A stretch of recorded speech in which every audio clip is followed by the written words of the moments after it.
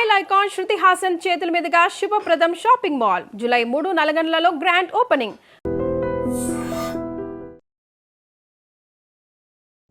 అమెరికాకు చెందినటువంటి New York Times ఒక బ్లాస్టింగ్ న్యూస్ని పబ్లిష్ చేసింది. అది ఇరాన్కి చెందినటువంటి విదేశాంగ మంత్రి అరాక్షితో పాటుగా స్పీకర్ గాలిబాఫ్ను ఇజ్రాయెల్ లేపేసే ప్రయత్నం చేసింది.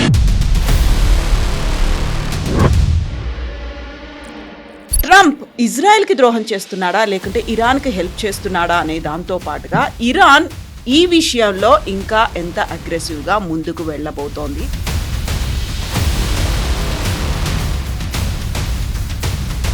ఎందుకని అమెరికా ఇజ్రాయెల్ అటాక్ చేయకుండా ఇరాన్కి సపోర్ట్ చేసింది, ఇన్ఫర్మేషన్ ఇచ్చింది. ఎందుకంటే వీళ్ళని ఇప్పుడు యుద్ధం తీసేశారనుకోండి, ఎవరితో మాట్లాడతారు? ఇరాన్ ఏం చేయబోతున్నారని చెప్పి ఎంఓఈలో పాయింట్ నెంబర్ 1 ఉంది. Iran has agreed to make best efforts to arrange for safe passage of ships in the strait of Hormuz అని చెప్పారు. అంటే మన తెలుగులో చెప్పాలంటే మేము స్ట్రెయిట్ ఆఫ్ హార్మోజ్లో షిప్స్ని వెళ్ళడానికి వీళ్ళు ఫెసిలిటేట్, ఈ ఫెసిలిటేట్ అనే వర్డ్ని వీళ్ళు మిస్యూజ్ చేస్తున్నారు.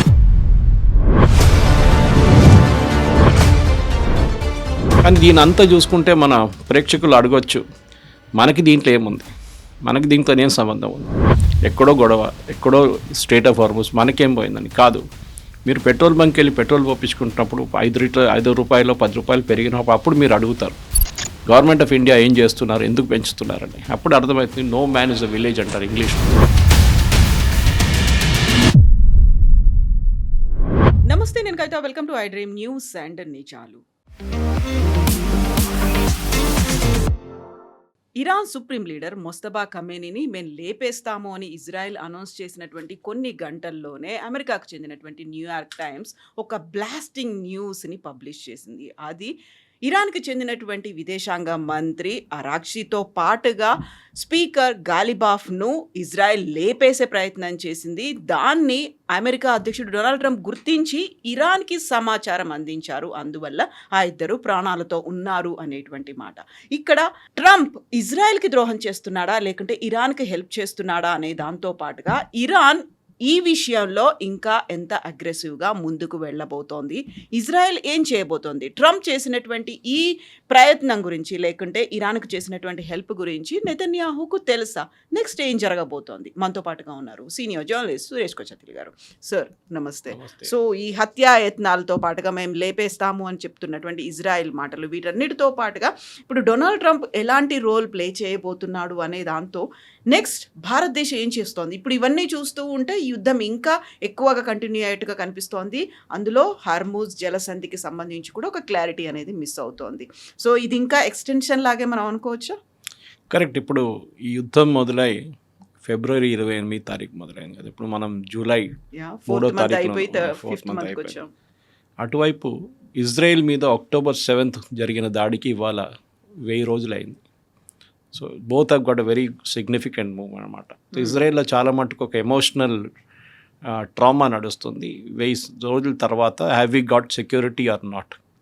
అక్కడ ఉన్న ప్రజలు, అక్కడ ఒక స్క్వేర్ ఉంది, ఇట్స్ కాల్డ్ హాస్టేజెస్ స్క్వేర్ అని చెప్పి.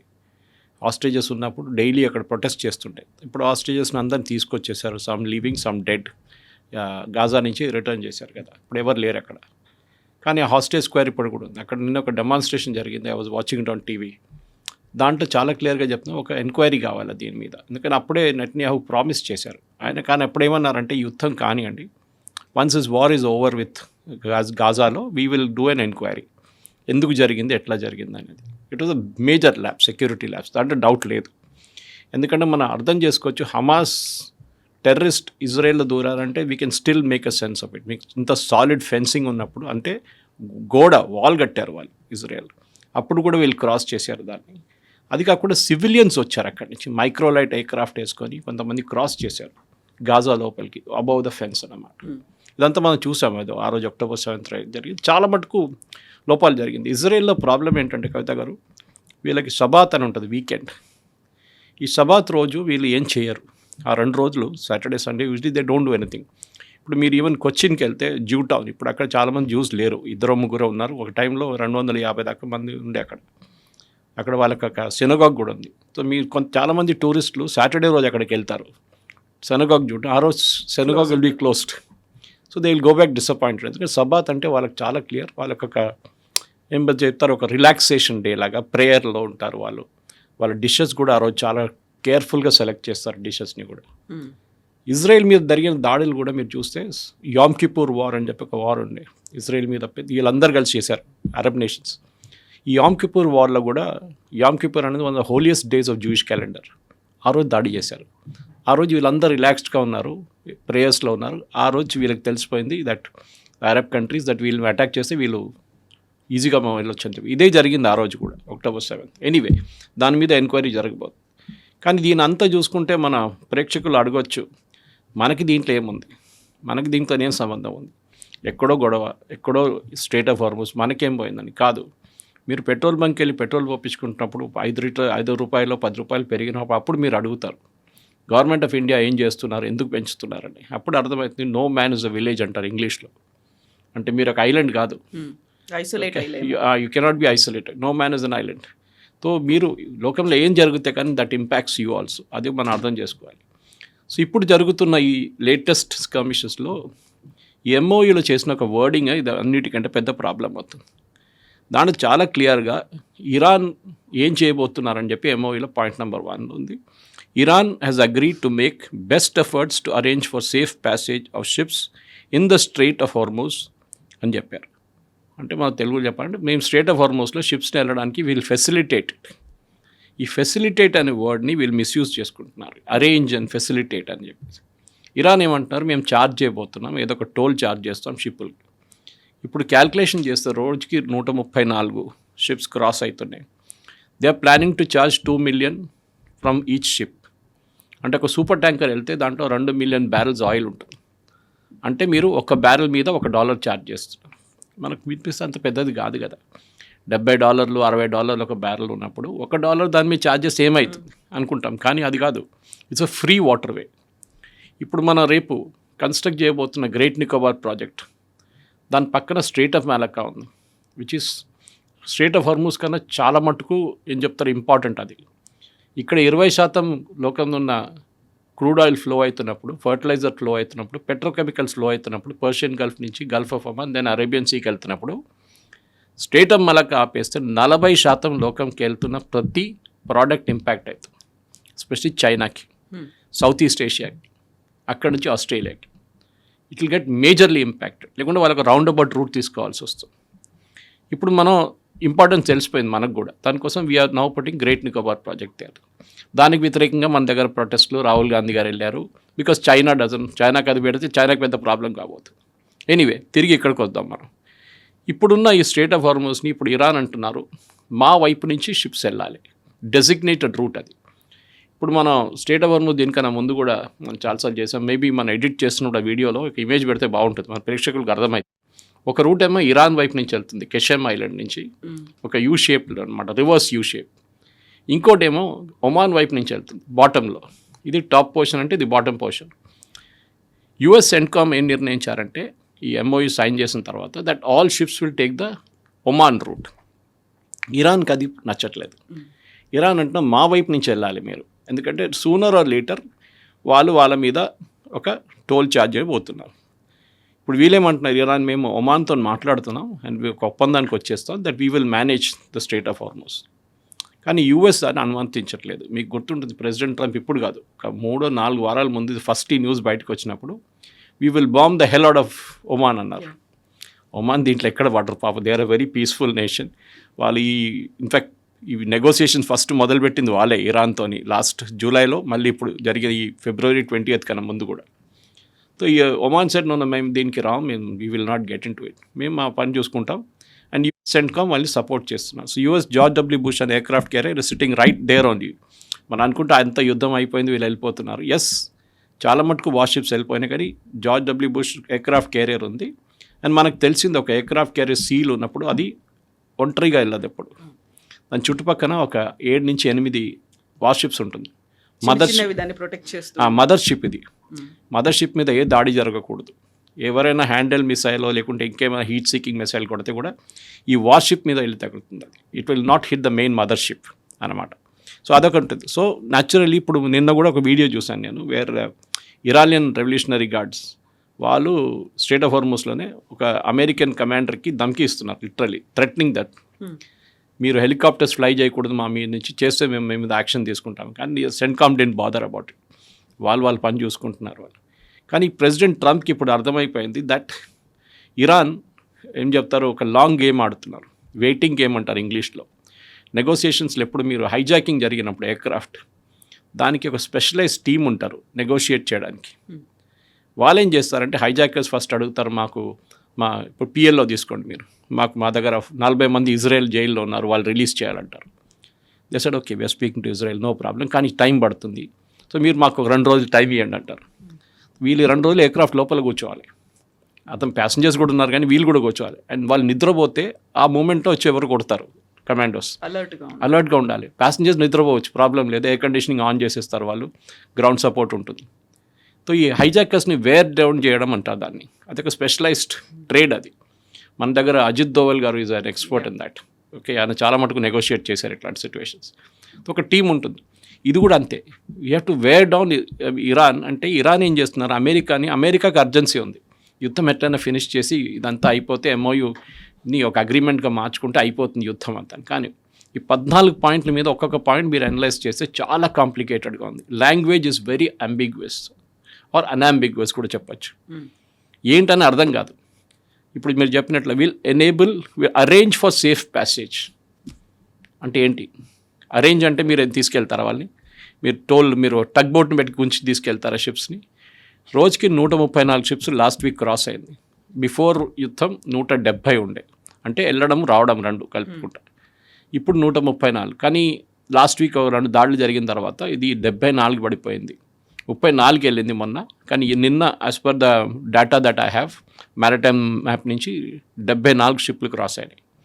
ఆయిల్ ప్రైసెస్ పడిపోయింది 76, 71, 69 దాకా కూడా వచ్చింది dollar. So it was more or less stabilised. President Trump భయం ఏంటంటే ఇప్పుడు ఏమైనా చేస్తే ఇది మళ్ళీ పైకి వెళ్తుంది ఆయిల్ ప్రైసెస్.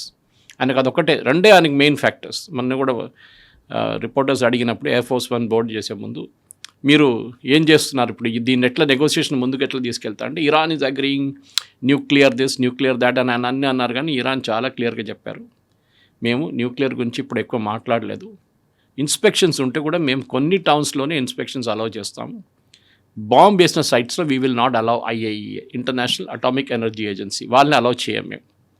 మనకు గుర్తుంటుంది ఈ JCPO సైన్ చేసినప్పుడు ప్రెసిడెంట్ ఒబామా టైంలో ఇన్స్పెక్షన్స్ చాలా రెగ్యులర్గా ఉండే, సర్ప్రైజ్ ఇన్స్పెక్షన్స్ IAEA. కానీ ఇప్పుడు IAEA లాస్ట్ ఆల్మోస్ట్ ఒక 5 సంవత్సరాల నుంచి అక్కడ పక్కన ఎక్కడ వెళ్ళట్లేదు వాళ్ళు, they are away from it all. ఇప్పుడు కొత్తగా మొదలు పెట్టాలంటే you have to establish new procedure. తర్వాత ఇరాన్ దాని మీద నెగోషియేట్ చేస్తున్నారు. మన ఖతార్లో జరిగిన నెగోషియేషన్ ఇండైరెక్ట్ నెగోషియేషన్స్ ఉండే, వీళ్ళకి డైరెక్ట్గా కలవలేదు. వీళ్ళకి భయం ఏముండే అంటే ఇజ్రాయెల్ ఒక వార్నింగ్ ఇచ్చారంట, ఈ గాలిబాఫ్ కానీ అరాచి వెళ్తున్న ప్లేన్ని మేము ఆకాశంలోనే మాయం చేసేస్తామని చెప్పారంట. డెఫినెట్లీ ఈ మెసేజ్ అమెరికాకి వెళ్ళింది, అమెరికా ఇమీడియట్లీ ఇన్ఫార్మ్ చేశారు ఇరాన్ని. సో వాళ్ళు మీరు గుర్తుంటుంది వాళ్ళు 6 గంటల సేపు డిలే చేశారు వాళ్ళ aircraft, they suppose to take off. దాని తర్వాత విన్నారు we are not going now, maybe మేము వెళ్ళాం అసలు అక్కడికైనా. లాస్ట్ వెళ్ళారు కానీ మేబీ అష్యూరెన్స్ వచ్చి ఉంటుంది ఖతార్ దగ్గర నుంచి that we will speak to Israel, మీ మీద ఏం చేయకూడదని చెప్పి. ఇప్పుడు ఈ ఫ్యూనరల్ కూడా చూడండి, ఫ్యూనరల్లో ముస్తఫా ఫ్రైడే రోజు జరగబోయే ఫ్యూనరల్లో Mustafa is not coming. Okay, ఎందుకంటే ఆయనకు భయం ఉంది, వస్తే ఆయన ఏ షేప్లో ఉన్నాడో తెలియదు మనకి, చేయి ఇరిగింది కాళ్ళు ఇరిగింది అంటున్నారు. కానీ అది ఉంటే కూడా ఈ కూడా అటెండెడ్, వాళ్ళ నాన్నగారు ఫ్యూనరల్ కదా అది, అందరు ఫ్యామిలీ మెంబర్స్ అక్కడే ఉన్నారు అక్కడ. సో ఆబ్వియస్లీ ఈ వుడ్ హ్యావ్ గాన్, బట్ ఎందుకంటే ఇజ్రాయెల్కి ఒక హ్యాబిట్ ఉంది, గాజాలో కానీ ఈవెన్ లెబనాన్లో కానీ ఏదైనా పెద్ద టెర్రరిస్ట్ ఈడ చనిపోతే వాళ్ళ ఫ్యూనరల్లో ఎవరెవరు పార్టిసిపేట్ చేస్తారో వాళ్ళని కూడా లేపేస్తారు ఇజ్రాయెల్. దీనికన్నా ముందు గాజాలో ఒక పాత వీడియో ఉంది, మన ప్రేక్షకులు కావాలంటే గూగుల్ చేసుకుంటూ వచ్చేస్తుంది అది, వేర్ ఒక టెర్రరిస్ట్ ఫ్యూనరల్ తీస్తున్నప్పుడు ఆ ఫ్యూనరల్ బాడీ లోపల వీళ్ళొక బాంబు పెట్టారు ఇజ్రాయెల్, అది పేలిపోయిందో 30 మంది చనిపోయారు దాంట్లో టెర్రరిస్ట్, అందరు పక్కన ఉన్న వాళ్ళందరూ. సో ఇజ్రాయెల్ మీద వీళ్ళకి చాలా భయం ఉంది. అండ్ బెంజమిన్ నెతన్యాహు మొన్న అండ్ వాళ్ళ డిఫెన్స్ మినిస్టర్ సౌత్ లెబనాన్కి వెళ్ళారు. సౌత్ లెబనాన్కి వెళ్ళి ఒక చాలా ఇంపార్టెంట్ మెసేజ్ ఇచ్చారు. వీళ్ళన్నారు ఇజ్రాయలీ సోల్జర్స్ వాళ్ళ టీవీ ఛానల్స్లో వచ్చి కొన్ని కామెంట్స్ ఇవ్వడం మొదలుపెట్టారు, విచ్ డిస్టర్బ్ చేశారు వాళ్ళు ఇజ్రాయలీ ఆర్మీని. వాళ్ళు ఏమంటున్నారంటే మా కమాండర్స్ మాకు పర్మిషన్ ఇవ్వట్లేదు, టెర్రరిస్ట్ కనిపిస్తున్నాడు ముందు, వాడు ఆర్పీజీ తీసుకొని తిరుగుతున్నాడు, రాకెట్ కానీ ఇక్కడి నుంచి అక్కడికి మిసైల్ మూవ్ చేస్తున్నాడు, మేము ఏం చేయలేకపోతున్నాం, ఇది మా మీద ఉపయోగిస్తారు రేపు అని చెప్పి. So Israeli army has now given instruction, మీరు ఎవరిని వెయిట్ చేయక్కర్లేదు, అట్ కమాండర్ లెవెల్లో మీరు డిసిషన్ తీసుకోవచ్చు, కొట్టాలంటే కొట్టేసేయండి, we will not interfere. So అదొక పెద్ద మార్పు అక్కడ అనమాట. At the same time Lebanon and Israel ఒక ఒప్పందం చేశారు, మనం మాట్లాడడం దాని గురించి, వేర్ హెజ్బుల్లాస్ బి డిసార్మ్డ్, అది జరగదు. హెజ్బుల్లాని డిసార్మ్ చేయడం, ఇక్కడ గాజాలో హమాస్ని డిసార్మ్ చేయడం రెండు జరగదు. రెండు ఒప్పందాలు ఉన్నాయి ఇప్పుడు కూడా, కానీ అది జరగదు. అదే టైంలో ఇప్పుడు ఈ నెక్స్ట్ రౌండ్ ఆఫ్ టాక్స్కి వెళ్ళే ముందు ఇరాన్ చాలా క్లియర్గా చెప్తున్నారు, మాకు రావాల్సిన డబ్బులు మాకు రావాలి, దాని తర్వాత మనం మాట్లాడతాం. ఇది ఇరాన్ వాళ్ళకి కావాల్సిన $6 బిలియన్ ఖత్తర్ దగ్గర ఉంది, అది మాకు ఇచ్చేస్తే ఎంఓయూలో ఉంది, అది ఇస్తే మేము మళ్ళీ టాక్స్కి వస్తాం, లేకుంటే మేము టాక్స్కి రాము. యూఎస్ ఏమంటున్నారు, $6 బిలియన్ ఇస్తాము, కానీ అది ఎస్క్రో అకౌంట్లో ఉంటుంది, దట్ ఈస్ జాయింట్ కంట్రోల్ ఉంటుంది యూఎస్కి. అండ్ అది కూడా ఓన్లీ ఇజ్రాయెల్ ప్రజల కోసం వాళ్ళకి కావాల్సిన ఎసెన్షియల్స్ కొనడానికి యూజ్ చేసుకోవచ్చు, మిగతా ఏం దానికి యూజ్ చేయకూడదు. కానీ అదే పెద్ద స్టోరీ, ఇంకోటి అది మనం చెప్తే ఇంకొక పాడ్కాస్ట్ కావాల్సి వస్తుంది దానికి. ఎందుకంటే ఏం చేస్తారు అంటే that is very very clear what they will do.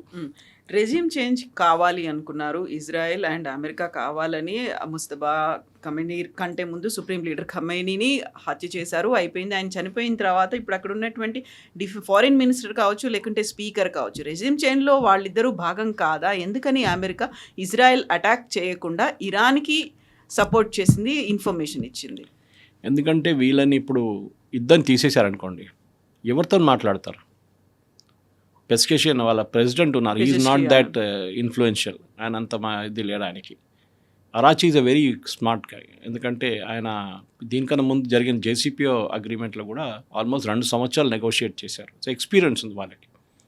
దీనికి సద్దాం హుసేన్తో గొడవ జరిగినప్పుడు కూడా అప్పుడు చాలా మటుకు పీస్ టాక్ జరిగిన దాంట్లో అరాచీ వాజ్ ఇన్వాల్వ్డ్. సో వీళ్ళకి ఎక్స్పీరియన్స్ ఉంది, అమెరికాకి ఎక్స్పీరియన్స్ లేదు. అమెరికా వైపు నుంచి ఎవరు వెళ్తున్నారు? Steve Witkoff and Jared Kushner, son in law of President Trump. ఆయనేమో విట్కాఫ్ ఏమో ఒక బిజినెస్ అసోసియేట్, రియల్ ఎస్టేట్ మనిషి, ఏజెంట్ ఆయన. వీళ్ళకి ఇంటర్నేషనల్ నెగోషియేషన్స్ ఎక్స్పీరియన్స్ లేదు. ఇరాన్ తెలుసు అది. వాళ్ళు చాలా క్లియర్గా, నేను చెప్పాను చూడండి, ఎయిర్లైన్స్ మీకు ఒక ఎగ్జాంపుల్ ఇచ్చాను, ఎయిర్క్రాఫ్ట్ హైజాకింగ్లో ఎట్లా నెగోషియేట్ చేస్తారు, వీళ్ళు కూడా అదే చేస్తున్నారు. 2 అడుగులు ముందు పెడతారు, మళ్ళీ 1 అడుగు వెనుకకి తీసుకుంటారు. This is a game they are playing అనమాట. సో ఆ పరిస్థితుల్లో ఇప్పుడు అక్కడున్న దేశాలు, ఎందుకంటే ఈ యుద్ధం ఒకటి ఉంది కవిత గారు, let us be very clear, ఈ యుద్ధం వెస్ట్ ఏషియాని ఫరెవర్గా మార్చేసింది. పాత వెస్ట్ ఏషియా ఉండదు ఇప్పటి నుంచి. దుబాయ్ ఉండొచ్చు, మీకు సౌదీ అరేబియా ఉండొచ్చు, ఒమాన్, ఖతర్, బహ్రెయిన్, ఖతర్ కూడా ఉన్నారు already, and other nations also. ఎవరెవరు ఉన్నారు ఈ రీజన్లో, అందరిది ఒక హిస్టరీ అండ్ జాగ్రఫీ మారిపోయింది. వీళ్ళందరికీ 2-3 ఇంపార్టెంట్ రిజల్ట్స్ ఏంటో తెలుసు. ఒకటి, ఇరాన్ ఈజ్ వెరీ పవర్ఫుల్, వాళ్ళ నేవీ లేదు, ఎయిర్ ఫోర్స్ లేదు, ఏం లేదు, కానీ వాళ్ళు డ్రోన్స్ యూజ్ చేసి, మిగతా మిసైల్స్ యూజ్ చేసి కొట్టచ్చు మమ్మల్ని. సో మేము కూడా మా వైపు నుంచి అట్లాంటి డిఫెన్సివ్ సిస్టమ్స్ తయారు చేసుకోవాలి. We cannot depend on US. దానికోసం యూఏఈ ఇజ్రాయెల్ దగ్గర వెళ్ళి ఐరన్ డోమ్ తెచ్చుకున్నారు వాళ్ళు. అఫ్కోర్స్ దాంతో పాటు వాళ్ళు కూడా వస్తారు, ఇజ్రాయలీ వాళ్ళు వస్తారు. వాళ్ళు వీళ్ళకి ఐరన్ డోమ్ డైరెక్ట్ ఆపరేట్ చేయడం తెలియదు వీళ్ళకి. ఇప్పుడు యూఏఈ మన దగ్గర ఒప్పందం చేసుకున్నారు, డిఫెన్స్ అగ్రిమెంట్. దాంట్లో మన షిప్స్ అక్కడ పెట్టబోతున్నాం, మన నేవల్ షిప్స్. అరేబియన్ సీలో ఎట్లనే ఉంటుంది, నిన్న ఒక పైరసీ జరిగితే దాన్ని ఆపారు నిన్న. సో మన షిప్స్ ఉంటుంది అదే ఏరియాలో. సో వాళ్ళు న్యాచురల్లీ యూఏఈకి వెళ్తారు. మన కొంతమంది నేవల్ స్టాఫ్ని అక్కడ పెడతాం. రేపు బ్రహ్మోస్ పెట్టొచ్చు అక్కడ. ఆల్రెడీ ఇండోనేషియా కొనుక్కున్నారు 3 బ్యాటరీస్ మంది, వీళ్ళు కూడా కొనుక్కుంటారు బ్రహ్మోస్ కొను. సో వెస్ట్ ఏషియన్ నేషన్స్ అందరి దగ్గర డబ్బులు ఉన్నాయి, కానీ సెక్యూరిటీ లేదు వాళ్ళకి. ఇప్పుడు దాకా వాళ్ళు యూఎస్ మీద డిపెండ్ అయ్యారు, కానీ ఇప్పుడు వాళ్ళకి అర్థమైపోయిందంటే యూఎస్తో ఒకటి డిపెండ్ కాలేము, ఎందుకంటే వాళ్ళు మమ్మల్ని కాపాడుకోలేదు, వాళ్ళని కూడా కాపాడుకోలేకపోయారు. వాళ్ళ పర్సనల్ అంతా హోటల్స్కి మూవ్ చేశారు. వాళ్ళ బేసిస్ మీద దాడి జరిగినప్పుడు మినిమం స్టాఫ్ని పెట్టుకున్నారు. అంటే యూఎస్ కూడా భయం ఉండే. So we cannot depend on them అని తెలిసిపోయి సౌదీ అరేబియా, పాకిస్తాన్ తెచ్చుకున్నారు. ఇప్పుడు అన్ని దేశాలు అదే చేయబోతున్నారు. ప్రతి దేశం వాళ్ళకి కావాల్సిన డిఫెన్స్ సిస్టమ్ తెచ్చుకుంటున్నారు. ఇదొకటి. రెండవది, చాలా క్లియర్గా వీళ్ళు తెలుసుకుంటే స్ట్రెయిట్ ఆఫ్ హార్మూజ్ అనేది ఒక బ్లాక్మెయిల్ వెపన్గా ఉండిపోతుంది ఇరాన్ దగ్గర. దీన్ని ఆపాలంటే, దీని ఒక ఆల్టర్నేట్ కావాలంటే పైప్ లైన్స్ బిల్డ్ చేయాల్సి వస్తుంది. మనకు తెలుసు సౌదీ అరేబియా ఒక పైప్ లైన్ కట్టారు, ఈస్ట్ వెస్ట్ పైప్ లైన్ అని చెప్పి. That is from the east to the west pipe line, west to east pipe line. Yanbu అని చెప్పి ఒక పోర్ట్ ఉంది, విచ్ ఇస్ నియర్ యమన్. హూతీలు కూర్చుంటారు అక్కడ. యాన్బూ నుంచి వీళ్ళు రెగ్యులర్గా ఇప్పుడు చేస్తున్నారు, కానీ దానికి maximum capacity 4 million barrels per day. అట్లాంటి ఒక 5 కడితే సౌదీ అరేబియా 20 మిలియన్ అవుతుంది barrels per day, which is good enough. కానీ ఇంకా 2-3 ఉన్నాయి పైప్ లైన్స్ అట్లనే. దుబాయ్లో ఒక పైప్ లైన్ ఉంది ఫుజరా దగ్గర నుంచి వచ్చేది. ఈ నెక్స్ట్ ఒక 5 సంవత్సరాలు మీరు చూడండి కవిత గారు, they will be huge pipe line construction. ఇప్పుడు కొత్తగా పైప్ లైన్ ఏం మాట్లాడుతున్నారంటే భారతదేశం ఒమాన్ నుంచి డైరెక్ట్ ఒక పైప్ లైన్ వేసుకుంటున్నారు టు గుజరాత్. ఓకే, మన రిఫైనరీస్ అంతా అక్కడ ఉంది కదా, జామ్నగర్ కానీ నయారా వాళ్ళ పైప్ లైన్స్ అంతా అక్కడ ఉంది రిఫైనరీస్. డైరెక్ట్ ఒక పైప్ లైన్ ఒమాన్ నుంచి వేయబోతున్నారు. అండ్ ఒమాన్ నుంచి it can link to other Arab countries. అది ఓకే, ఇదొక పెద్ద రెవల్యూషన్. ఎందుకంటే అది అట్లాంటి మనం ఏం చేయక్కర్లేదు. అఫ్కోర్స్ మన ఇంటర్నెట్ ఏం చెప్తారు కేబుల్స్ గురించి విన్నాం, కానీ first time under ground pipe line అయిపోతే అఫ్కోర్స్ సోవియట్ యూనియన్, పాత సోవియట్ యూనియన్, ఇప్పుడున్న రష్యా నుంచి యూరోప్కి ఒక పైప్ లైన్ ఉంది, నార్డ్ పైప్ లైన్ అని చెప్పి. ఇప్పుడు యుద్ధం జరిగినప్పుడు దాన్ని సబటైజ్ చేశారు కొంతమంది. నేను కేసు కూడా జరిగింది యూరోప్లో దాని గురించి, ఛార్జ్ షీట్. సో ఈ ఒక పైప్ లైన్ మేజర్ బిజినెస్గా రాబోతుంది. అది వచ్చేస్తే I think state of Hormuz మీద ఉన్న ఆ టెన్షన్ మనకి ఉండదు. కానీ బహుశా టైం పట్టొచ్చు, 2-3 సంవత్సరాలు మినిమం పడుతుంది. దాని తర్వాత it will be only pipe lines which will carry fuel. అప్పుడు బహుశా మీరు ఈ ట్యాంకర్లు కూడా చూడరు, పెద్ద పెద్ద ట్యాంకర్లు ఉన్నాయి చూడండి, అది కూడా పనికిరాదు. మనం ఆల్రెడీ కొత్త ఒప్పందంలో మనం ఒమాన్ నుంచి, ఒమాన్ వాజ్ 24th పొజిషన్ మనం ఇంపోర్ట్ చేసే ప్రోడక్ట్స్లో, అన్ని ప్రోడక్ట్స్ కలుపుకుంటే ఒమాన్ 24th పొజిషన్లో ఉన్నారు బిఫోర్ ద వార్. ఇప్పుడు ఒమాన్ 10th పొజిషన్కి వచ్చేసారు. మనం వాళ్ళ దగ్గర నుంచి చాలా ఆయిల్ తెప్పించుకుంటున్నాం, ప్రాబ్లం లేదు. ఎందుకంటే స్టేట్ ఆఫ్ హార్మూజ్ బయట ఉంది, అది Oman is out of state of Hormuz. మనం అక్కడ డైరెక్ట్ తెప్పించుకుంటాం. Why should be Saudi Arabia దగ్గర ఎందుకు కొట్టుకోవాలి, మన బహ్రెయిన్ దగ్గర ఎందుకు? Course we have a problem. Qatar gas కావాలి మనకి, ఎస్పెషలీ లిక్విడ్ న్యాచురల్ గ్యాస్, కానీ మిగతా గ్యాసెస్ కూడా కావాలంటే అటువైపు నుంచే ఖతర్ నుంచి రావాల్సింది. దాట్ ఈజ్ ఓకే, అది మళ్ళీ తెప్పించుకోవచ్చు, అంత పెద్ద డిమాండ్ లేదు దానికి. కానీ this will be a very very crucial factor అనమాట. ఈ ఒకటి పైప్ లైన్స్, నెక్స్ట్ ఒమాన్తో మనకు రాబోతున్న ఇండియా ఒమాన్ పైప్ లైన్ కూడా it will be a game changer definitely. కాకపోతే వాటన్నిటికీ చాలా టైం పట్టబోతోంది కాబట్టి ఇప్పటికిప్పుడు చెయ్యాలి అంటే, మళ్ళీ మొన్న ఒక మీమ్ లాంటి తిరుగుతోంది సోషల్ మీడియాలో, ఎలక్షన్స్ ఉన్నాయి కాబట్టి ఇమీడియట్గా అలర్ట్ అవుతారు. ఇప్పుడు ఎలక్షన్స్ లేవు కాబట్టి పెట్రోల్ డీజిల్ గురించి పెద్దగా ఆలోచించరేమో అనేది. సో ఇప్పటికిప్పుడు కావాలి అనుకుంటే ఏం చేయాలి? మళ్ళీ ఇంటర్వ్యూన్ అవ్వాల్సినటువంటి అవసరం ఉందా, లేకపోతే వాళ్ళ గేము వాళ్ళ జాబు వాళ్ళనే చేసుకొని ఇవ్వని వదిలేయాలా? సో ఇది మెయిన్గా మనం అర్థం చేసుకోవాలంటే, ఈ క్రైసిస్ వచ్చినప్పుడు ఇండియన్ గవర్నమెంట్ మన డీటెయిల్డ్గా ఒక 2 వీడియోస్ ఉన్నాయి. అది కూడా not Indian videos, it's foreign kind of videos, very serious ones. ఒకటి కార్నిగీ ఎండోమెంట్ ఒకటి చూశాను నేను, why Iran will become a nuclear power అని. ఇంకోటి ఫ్యూయల్ దీని గురించి ఒక మాట, దానికి డిస్కషన్ పేపర్ ఉంది, దానికి చాలా డీటెయిల్డ్గా అనాలిసిస్, ఆల్మోస్ట్ 1 hour వీడియో. దాంట్లో కూడా ఏం చెప్పారంటే, కొన్ని దేశాలు ఈ క్రైసిస్ చాలా బాగా మేనేజ్ చేశారు. One was Singapore, then couple of them were Indonesia and Malaysia and India.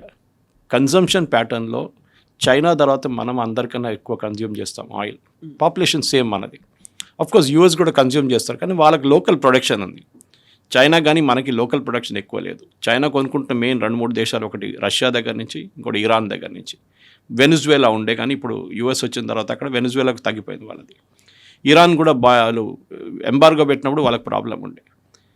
మనం ఎట్లా మేనేజ్ చేసామనేది ఒక రియల్ ఇప్పుడున్న కావాలంటే స్ట్రాటజీ, ఆయిల్ స్ట్రాటజీ కానీ వార్ స్ట్రాటజీ చూసిన వాళ్ళకి చెప్పాలంటే చాలా మటుకు చాలా డీటెయిల్డ్గా.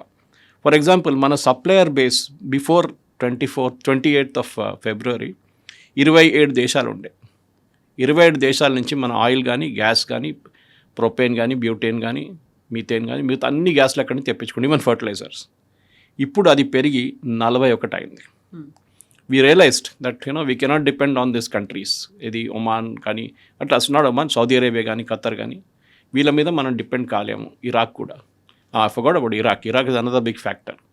అది ఇంకో స్టోరీ ఉందిలే, అది పెద్ద నెక్స్ట్ ఫ్లాష్ పాయింట్ ఇరాక్ రాబోతుంది, దానికి కారణాలు ఉన్నాయి. సో ఇప్పుడు 40 పెంచుకున్నాం, 41. That we have retained it now చాలా మటుకు మన వైపు. కానీ ఇంకా ముందు వెళ్తూ గవర్నమెంట్ ఆఫ్ ఇండియా చేయాల్సిన చాలా పనులు ఉన్నాయి, అది వాళ్ళు చేస్తున్నారు కూడా. ఫర్ ఎగ్జాంపుల్, మన దగ్గర 50,000 కిలోమీటర్ల పవర్ పైప్ లైన్ ఉంది, మన దగ్గర పవర్ లైన్స్ ఉన్నాయి మన దగ్గర.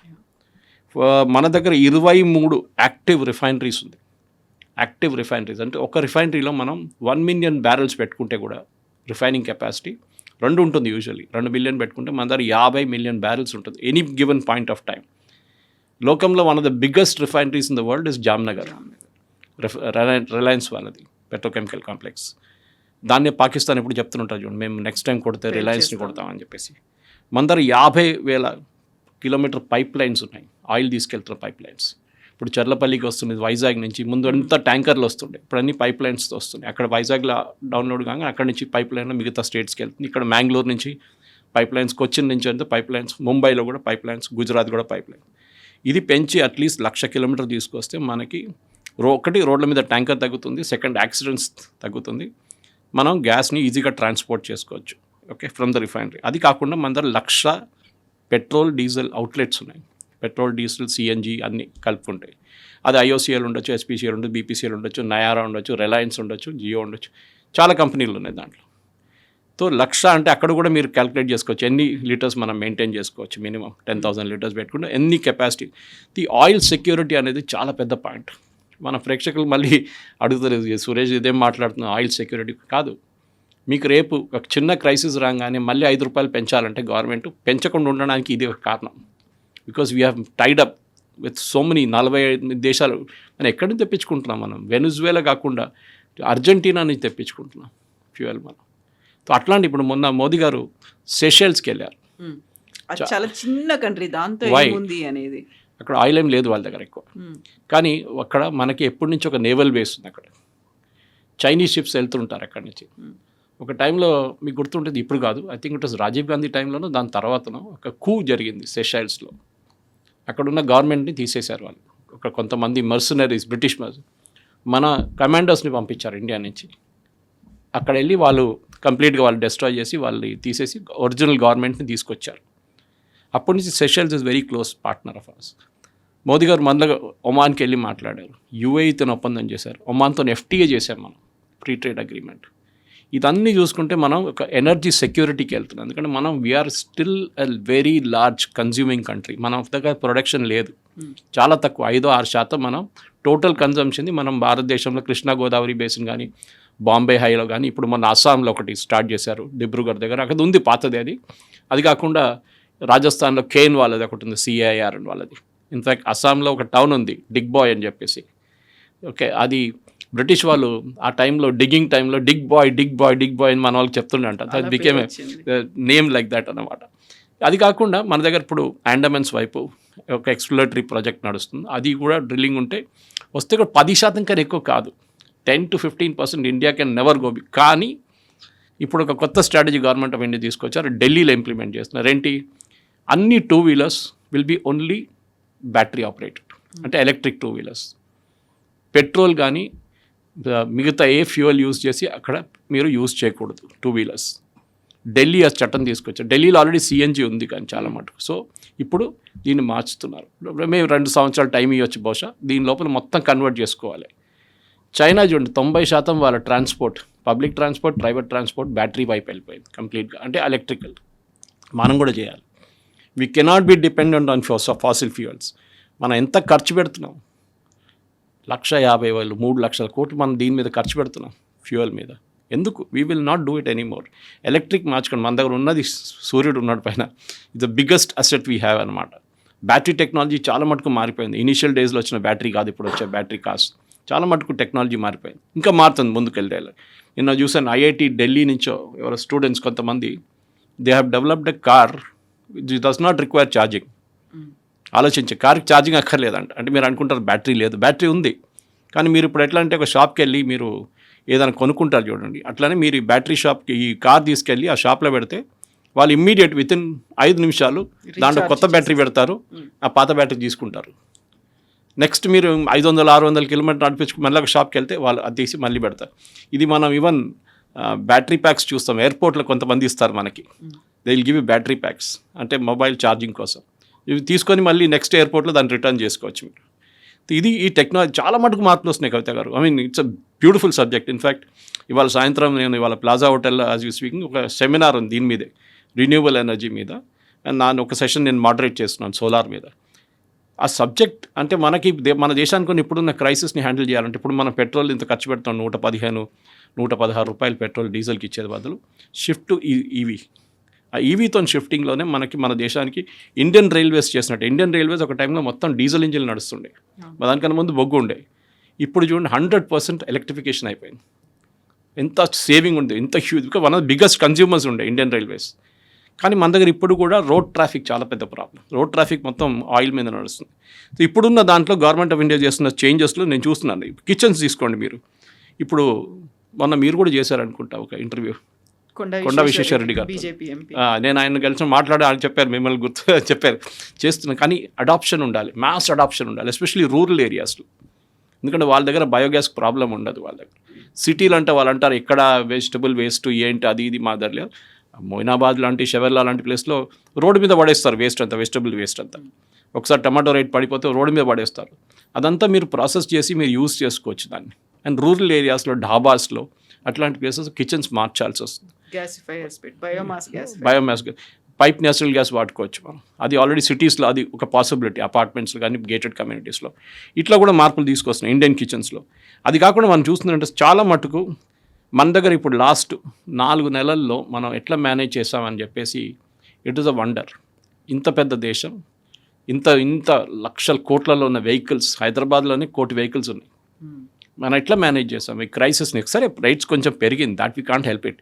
కానీ మనకు శ్రీలంక సిచ్యువేషనో లేకుంటే మనం ఒక బంగ్లాదేశ్ సిచ్యువేషన్కి రాలేదు. ఈవెన్ పాకిస్తాన్ దగ్గర వచ్చినట్లు రేషనింగ్ జరగలేదు మన దగ్గర.